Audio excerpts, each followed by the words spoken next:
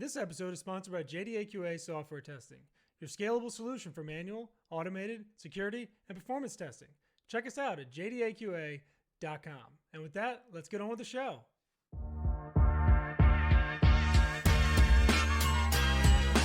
This is The First Customer, hosted by Jay Agner.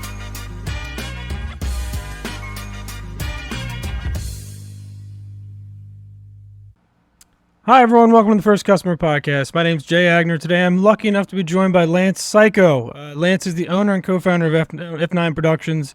It's an ambitious architecture firm specializing in sustainable living for the modern future, which we're going to get into. Lance, thanks for joining me, buddy. Yeah, thanks for having me. You're awesome, man. You're a serial entrepreneur, architect, builder, real estate developer, professor at a university, professional fisherman, a podcaster, a philanthropist. You got a lot going on. I want to get into all that stuff. Tell me a little bit where you grew up and what impact that had on your entrepreneurial journey. Oh, yeah, that's where it all started. Yeah, thanks so much for that question. So I grew up in North Dakota. I'm 40 years old. My journey started way back when I was 13. I grew up between a sugar beet farm and a cattle ranch. And in the summers, I would be on the sugar beet farm. When I was 13, I tried to farm with my dad one summer, and I lasted about a week. And what it was irrigating sugar beets. And what that entails is we were waking up even in the night, every 2 to 3 hours, getting up, changing the inner tubes out and everything like that, or the irrigation tubes rather.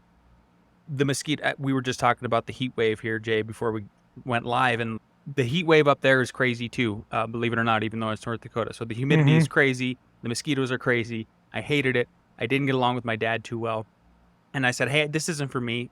As a matter of fact, I even have a replacement for me. My best friend Chris wants to do this.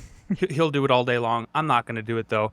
He said, we got to do something. I go, yeah, I obviously agree. I want to make money. We grew up in a very low middle-class household, and kids had to work to just make things meet. And if they wanted Jordans, you had to work for them and stuff like that. Right. Yep. So I called up his buddy, his best friend, who was the general contractor, that night that I quit. And I said, hey, Bruce, I've always wanted to build stuff. I always liked building stuff. I'll do anything. Do you have any openings? And he said, yeah, you can be my gopher. You can go for this. You can go for that. When you're done going for the things, then you can get up on the roof and learn how to roof. That summer, he had a big contract. It was 80 roofs. We would wake up at 4 or 5 a.m., have them torn off by about 10 a.m., have them put back on by 2 p.m. Very intense work and all of that. But I really fell in love with construction at that point for so many different reasons. The camaraderie, the guy talk, it was masculine. You got dirty. You got to see what you did for the day. And it was rewarding. It was like a life skill that you could do. But the big tipping point and what kind of started me off on the entrepreneur part of it all was, again, my dad was basically a farmhand on the farm, not an entrepreneur. My mother worked in a dental clinic, is still working at the dental clinic 40 years later, not an entrepreneur. They're not risk-taking people. Bruce was the first entrepreneur the contractor, was the first entrepreneur that I ever met. And about middle of the summer, he could see some potential with me that he honestly didn't see for the other guys. And no offense to the other guys, because those guys were more or less drunks that were working for him, right? But I was just this young kid who was pretty smart. And he said to me, like a lunch break one day, about halfway through the summer, hey, Lance, I'm paying you $7.25 an hour. How much do you think I'm charging the clients? I go, $7.25 an hour. Like an idiot. I didn't know any better because no one in my family is a business person, right? And he laughed and he said, no, I'm charging them usually 3 to 4 times what I'm paying you. And I'm like, oh, why do you do that? That seems like you're ripping the client off. He goes, absolutely not. He goes, I got to pay for all the overhead. Plus I need something called profit. My reward for hiring you is the profit. And the profit also is just lifeblood of a company. Any entrepreneur knows that. As soon as I understood the multiplication factor of it all, and then I saw how little anxiety Bruce had about money compared to my mom and dad, who worried about $1,000 bill from a phone company, for instance, in one instance when I ran up the phone bill inadvertently. It was like a panic attack on our house when a $1,000 bill came out. Felt like the world was going to end, right? Which to me is not a lot of money these days. But with Bruce, like, it's not that he was living an extravagant lifestyle. It's just, oh, there's no anxiety in your house about money. Like, it's just not an issue. I want that. I want freedom from anxiety. Right. So that's where my journey really started, with that one little conversation. I love that. It's a great story. Talk to me about F9. You are an architect. It's your business, co-founded. What decided to make you break free at that point? And was that kind of your break free moment where you decided to go do your own thing? I mean, obviously you have an extensive background other than that, but that's seemingly the most lasting one so far, something that you've built. What was the story behind that? Yeah, it's the core of all we do. To be able to do all the things that you just said during your intro with me, for sure. Yeah. So it was a push to come to shove sort of thing, which actually I'm really grateful for that we got put in that position. So my business partner and I, my business partner's name is Al Gore. He's not the real Al Gore, but he's my real Al Gore. And we both got laid off. After we graduated, top of the class, number one, number two, from North Dakota State University, one of the best architecture schools in the nation. He went to work for a rock star kind of architect in New York City, Daniel Libeskind, guy who did the World Trade Center tower redesign, that kind of a high caliber stuff. And then I went to Studio HT in Boulder, which is now a defunct firm, but they were regionally famous. They both won AIA Young Architect of the Year, both very prestigious firms in their own regard. We got laid off within the 9 to 12 months after we got those jobs in 2008, because everybody knows what happened. That's when the big, great recession happened. So I was driving home after I got laid off, and I could see the writing on the wall with all of that. Not wanting to go back to North Dakota, I relied on my handyman work that I had built up at basically being a subcontractor and just being a journeyman level kind of carpenter to make ends meet, so I didn't have to go back to North Dakota and get carried away by those mosquitoes. I just was not interested in it. Colorado was a dream place to live, really. And so that's what started F9. And really, we, as a 90s kid, I assume we're similar in age here, everybody heard about the Michael Jordan story. Like, I live by that story. Yeah. I love the chip on the shoulder, the fire in your belly. Lean into the adversity. Use that as a positive force and turn it into a positive force. So that's how we felt. We felt like we got cut from the team. Now it's time to make up for that and crush it. And so we founded F9 in 2009, 2010, scrapped our way around for about 3 or 4 years before we started to get some traction. And then from 2013 to 2023, it has been this awesome level of growth. What I'm really grateful for mostly is like all the architects that are bad business people, which is most architects, including the ones that laid us off, right? They put all their eggs in one basket. And so one of the biggest, most fundamental things that we did right away was like, oh, we're not going to put all our eggs in one basket. We're not going to go after just one typology. Like, we are here to be architects who serve a greater purpose and a bigger audience. And it served us well. So the last decade of growth has been amazing. We've grown from a firm that was really not making any money profit-wise. Like, we were able to pay ourselves barely, low 6 figures, up into a high 7-figure firm. And then it's kind of culminated this year by us winning the Best of Mile High Award, which is the award for the best architect in all of Colorado. Wow. Congratulations on that. Thank you. So who was your first customer at F9? Oh, man. Very first customer. I'm going to tell you about Al's, because I think that one's one of the best stories that really laid the foundation work for our principles on our website. You go to our website and you go to About. We have 9 principles, which kind of encompasses the name F9Productions. And so the first customer that he got this was when, right before marijuana and cannabis became legal recreationally, and it was only legal medicinally in Colorado. So there was this huge green rush that was still happening then. And people were opening up grow shops and then also like places where you could go get MMJ, the medical version of that. And the first client that he landed was a pot shop in Boulder, Colorado. And at that point, this would have been 2010, still very much in a very deep recession. And so getting projects was difficult. And you were competing against sometimes like 100 architects. It was really intense on how to do it. So sure enough, we ended up competing against a lot of architects, not just like your standard, hey, I'm going to go get 3 bids, pick the middle one, or whatever your metric is for that. We landed that project, and what Alex learned from that was he just point blank asked the owner. He goes like, hey, we were all done with the drawings and everything, and kind of at the end of the project, hey, just curious, why did you pick us? Like, we're young guys, we don't have much experience so far, and what set us apart? And he goes, you guys underpromised and over-delivered. And that worked for us. Like, he goes, honestly, your fees weren't the lowest. You guys got in the middle. You guys responded to us right away. You were punctual.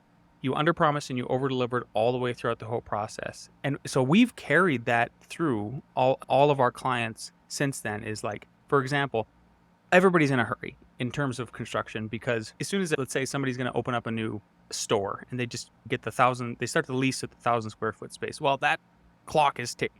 Right. Until they have to start paying rent. Or you buy a piece of land. The interest is ticking away on that if you bought the land with a loan or something like that. We're just completely honest. And absolutely 100% okay with giving them a worst case scenario about when they'll get their permits, when we'll be done with drawings. And then since we do that and we're conservative with that, we always over deliver and try to beat our own sort of deadline. And we're the good guys every time. Love that. That is a tenet to live by. Mm-hmm. Let's switch gears a little bit. Apart from architecture and construction, you're a professional fisherman. Can you tell me what that means and what that entails? Yeah, so a couple other things we do is we do general contracting and we are real estate developers. And you were asking about the space behind me right now. I'm sitting in our office that we designed, built, and developed. And we finished this project that I'm sitting in. It's called Mark II. There's a triplex and a sixplex.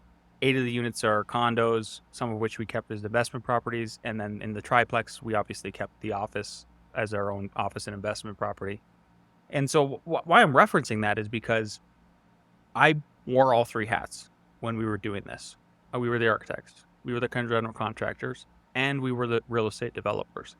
There was there was a time during the construction of this in 2019, early 2020, where I worked 80 days in a row. 80 days in a row. It was just day in and day out, like 12 to 16 hour days. God bless my wife for taking care of the kids and managing the house and having supper ready and doing the little stuff while I was doing that and allowing me to level up. But that kind of level of work pushed me to burnout. And I'm not a person that burns out easily. So I found myself with that happening, like the work burnout of it all. And then and then COVID hit. So there was this sort of other like being inside kind of burnout. Mm-hmm. And as a person who's an extrovert during the week, even sometimes on the weekend, just a go, I don't like to be told what to do. I don't like that kind of restriction. It was a very difficult mental place for me to be in with all of that. And then the third thing that happened was all of our kids started to be tweens and teens. And my mom had been telling me this my whole life. Wait until they're teens. They're not going to care. Meaning they don't give a shit about you. Right. And so they didn't. And all of a sudden I found myself going from super dad to where every weekend we're doing something with the kids. Every day we're doing something with the kids for the kids to go, can you take my friends and leave me alone? Right. And I'm like, oh, wow. Now all of a sudden I have all this free time. And when I originally moved to Colorado in 2008, one of the reasons why we were looking in Montana, we were looking in Oregon and Portland and everything was I grew up summering in Montana and Idaho and grew up chasing trout, fishing for trout and being an outdoorsman and doing outdoor stuff in the mountains. That's where my soul is, in the mountains for sure. And I went, oh yeah, it's been, I don't know, 12 years. I forgot about why I moved here. I'm going to go fishing now. Right. I'm going fishing now. Yeah. And I became re-obsessed with it to no end. And it really helped with the burnout. It helped with coping with all the COVID lockdowns and all that crap. And then obviously it helped with just me personally going, oh yeah, I totally forgot about this. So I just dove so far ahead. That's how I operate, is like once I go over the fence or jump in the pool, like I'm in there. I'm as deep as you can go, that sort of thing. And so I got on a couple social media apps like Fish Angler. I went on to fishexplorer.com. And what's really cool about Colorado is, I mean, there's many cool things, but like we have all these amazing mountains, and like between 9 and 12,000 feet in the air are all of these untouched gems of lakes and creeks that nobody goes to. It is so meditative to go on hikes and go up there and see 25 feet in the water and watch the fish eat your baits and everything because it's so clear and pristine, that I was updating and posting on these lakes and nobody was really doing it before. And it got the attention of those various social media apps, and they ended up hiring me to be Fish Angler Ambassador, which basically makes you a pro. You get a bunch of equipment and stuff like that. Fish Explorer, I became the regional editor for James Peak Wilderness and Indian Peaks Wilderness, and then Rocky Mountain National Park, the whole park, to like manage all those waters. And then I found myself I'm like, man, I'm doing a lot of solo trips because these hikes are hard. You're climbing 2,000 feet in and out. You're doing like 8 to 10 miles. It's hard for me to find people that want to do that kind of stuff, with 73% of Americans being obese. And I was like, one day I'm going to be old. I'm not going to be able to hike like this. I'm not going to be able to go to these places anymore. I feel like I should document this stuff. I feel like I should share this with the world. If there's people that are like physically disabled, when would they ever get to see these kind of adventures unless somebody recorded them? So I started filming my adventures about 18 months ago, launched a YouTube channel, launched a news break channel, and then that's where I'm monetized. So I make a very meager living as a professional fisherman in that way. The more content you have, the more it grows and you get exponential as being a podcaster. Yeah. Wow. I grew up offshore fishing a lot. Growing up, my parents or my grandparents had a charter boat and would take people out and I would tag along. Huge fisherman myself, not a professional, but I'm gonna have to check out your channel, man. That sounds awesome. Yeah, Fishing with Lance. It's awesome. Fishing with Lance. What a great name. Fishing with Thank you. Cayko. Yeah, that's maybe. I know my brother's a professional bow hunter, like for deer, and he's like Okay. he was like, if he ever does it, I keep telling him like, you got to just do it, man. He wants to make his American Psycho. I think Yeah, that of would be course. cool. Yeah, Psycho boat. Tell me about these urban gardens. You do a lot of stuff. This one seems a little more altruistic and maybe on the Yeah. philanthropist side of things. I have heard the term many times. I have again a rough idea of what it means, but I don't really know. So tell me about it, where that came from and what you guys do. Yeah, sure. So when I moved here in 2008, Al and I lived kitty corner in apartments, and you can't grow things. And as somebody who grew up on a literal farm and also a cattle ranch, we pretty much procured all of our meat, all of our vegetables, and that has always stayed with me just as a human being. I think it's one of the coolest things you can do is if you can create a whole meal by growing all of your own vegetables, catching your own fish, shooting your own deer, or whatever, or butchering your own meat. What are like an ethereal experience? Like eating to me and preparing food is almost a spiritual endeavor. It's such a big part of our lives.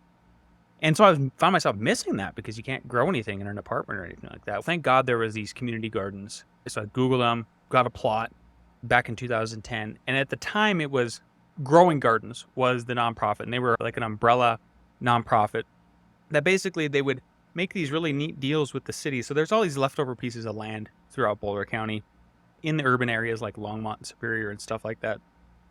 Like next to railroad tracks, imagine that. Never going to get developed. Nobody's putting an office building there. Nobody's putting houses there or anything like that.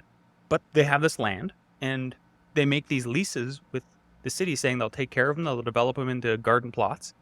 And then more people from the city who are in my kind of situation where they don't have the opportunity to really have a backyard or anything like that because it's urban. This gives them that opportunity. So I was the garden leader there from about 2011 up until 2020, right when COVID started to hit. And Growing Gardens was like, okay, we've done our job, Lance. Like we have expanded all throughout Boulder County. And we think at this point, like our tentacles are too far spread out. And so what we'd like to do is we're trying to identify garden leaders who have led their respective gardens for a long enough time to where we feel like we'll offer them the opportunity. If they want to make it their own nonprofit, they can.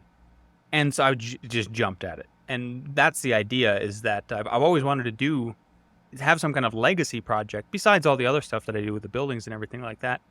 And I was like, yes, absolutely. So I founded Longmont Community Gardens. We took over the gardens in that area. We have about 40 plots right now. And a lot of it's volunteer work. People have to pay like 40, 80, and I think $120 for the various sizes of plots for the year. But they get free seeds, free water, free help, all that kind of good stuff. More people, it's just a very healthy thing for people to do, to get out there, get in the sun, get that good vitamin D, grow their own stuff. And then we over the last year, we've identified 2 different areas in Longmont. One is with Longmont Christian School. And then there's a plot of land just to the south of us that the city's willing to also extend the size of our lease on. And we're hopefully going to expand to both of those in the next year or two and basically triple the size of the nonprofit. What's your favorite fruit or vegetable to watch grow? Potatoes. You don't even see the potatoes grow, right? They're underground. I just think potatoes are the most delicious. So. Okay. All right. Fair enough. If you had to start F9 over again tomorrow, after all these different things that you've been doing and all the things you've learned just business-wise, what would be step 1 for F9 tomorrow to start over again? Gosh, no one's ever asked me that question at all.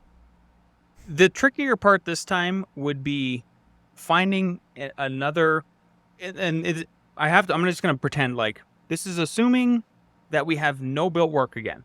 The scenario, honestly, would be like if Alex and I ever sold this and then we were like, okay, we're going to move to, let's say I want to move to Florida, and I would start over in that certain way. This time around, I would be pickier, even with no portfolio at all. I would say no a lot more, because I think that's one of the biggest lessons that I've learned as an entrepreneur and just a human being, actually, getting to 40, is have the courage to say no. Have the courage to actually be disliked. I think that's much more important than saying yes. There's a lot of entrepreneurs, like books that I've read, like even Tim Ferriss, where it's say yes to everything. I think that's horrible advice.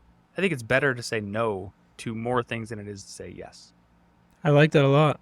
I have a Tim Ferriss book on my desk that's in eyesight.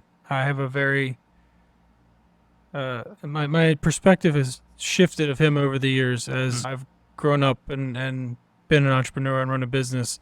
I think you see some of his stuff through a different lens as you've lived some of his examples or lived through some of the things he talks about in those books. So I certainly agree with some of them, and I would say heavily disagree with some other things that he talks about, but for the most part, there's a lot of good stuff in there. If you could do anything on earth non-business related and you knew you couldn't fail, what would it be? Oh, I would start did you say non-business related? I'm sorry. Non-business related. Oh. So a bucket list item, something that you wanted to do that you haven't done, something you're scared to do. What is something you would do if you knew you couldn't fail? I would start driving to Alaska and build a cabin in the woods and see if I would survive. I would just try it out for as long as I possibly could. It would be like my own, Naked and Alone, or whatever those reality shows are. That's what I would do. Okay, that's the first. It's like that book Hatchet, I think. Yes, read that? exactly. Yeah. That's exactly what I was getting at, Jay, was Hatchet, yeah. Hatchet was a great book. I remember reading that as like a kid for some reason. Was it a kid's book? I can't remember. Every young man in America, I feel like, who read that book was like fascinated with that idea. Yeah, they're like, I think I could make it. Yeah. And then you're not really sure, but you're like, I think I could make it. Yeah. Let's wrap it there, man. This was great. I love your energy. I love all the things you got going on. I think there's some good lessons that people could learn from this today. If people are trying to find Lance Cayko or any of the million things you have going on, what's the best way for them to get in touch? Best way would be to go to linkedin.com, type in LANCE, last name Cayko. It is pronounced Psycho, but it is spelled Cayko. That's Cayko. I will link in with anybody. If you want to keep up with everything we're doing architecture and building wise, go to F9Productions.com, sign up to our newsletter.